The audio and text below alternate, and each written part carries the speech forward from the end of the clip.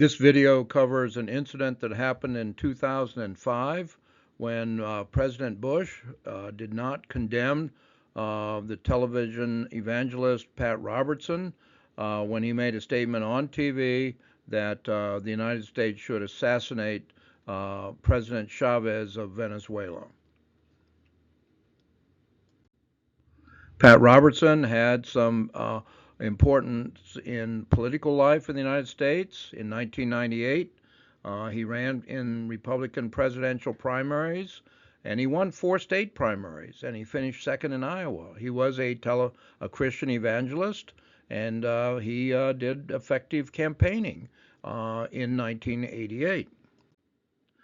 But he did not get the nomination. He threw his votes and his support behind Vice President George H.W. Bush.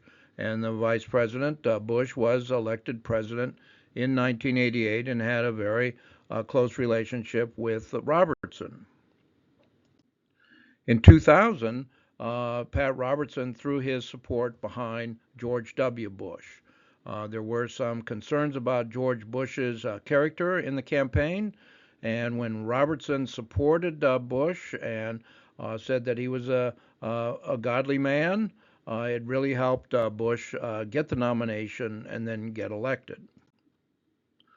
Now, George Bush had a very tense relationship with Venezuela's President Hugo Chavez.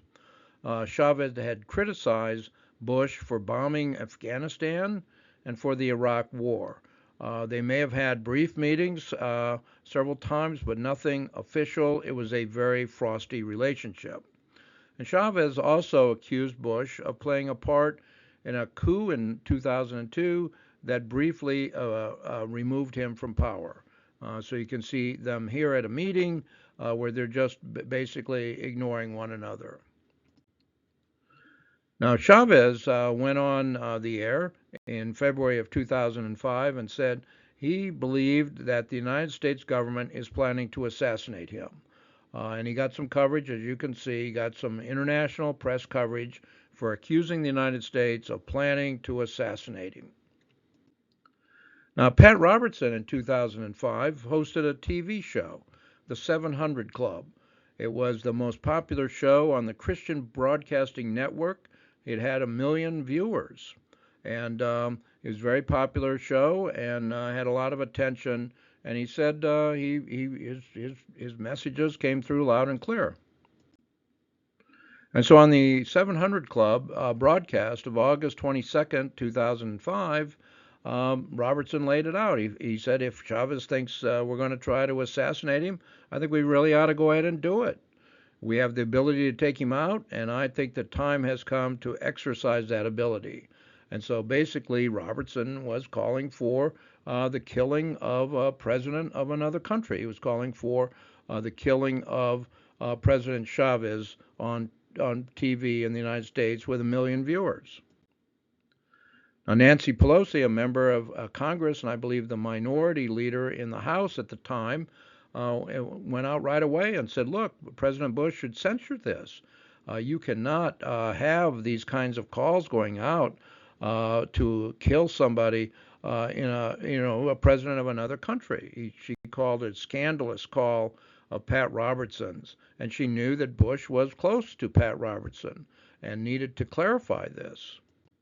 Jesse Jackson held a press conference immediately, and he called on the FCC to investigate the Christian Broadcasting Network. Jackson had ties with Hugo Chavez and thought highly of him. And again, he thought that the Christian Broadcasting Network should be investigated for having one of their speakers call for the killing of another president. And Bob Dole, again, a very prominent Republican conservative, he called Robertson's comments stupid and ludicrous. I mean, it was pretty unanimous that what Robertson had said was unacceptable. The New York Times editorialized about this on August 25th, 2 days after Robertson had made this claim and expressed this desire to have Chavez assassinated.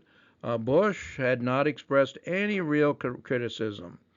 And the Times laid it out and said, imagine for comparison purposes what the White House would say if somebody in the Middle East had gone on Al Jazeera or another TV station and called for the assassination of the President of the United States. We'd be outraged by that.